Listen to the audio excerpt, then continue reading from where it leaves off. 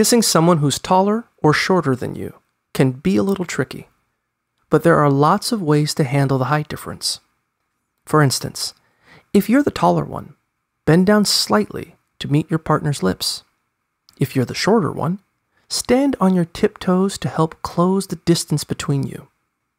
Another option is to have the shorter person stand on something, like a step, while you lock lips. Sitting down together while you kiss can also even the height differences. Look for ways to get creative and have fun with your difference in size. For instance, if you're taller, try dipping your partner or picking them up while you kiss them.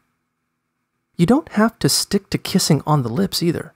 If you're shorter, try kissing your partner's hand or shoulder. If you're taller, bend down and give your sweetheart a romantic kiss on the forehead.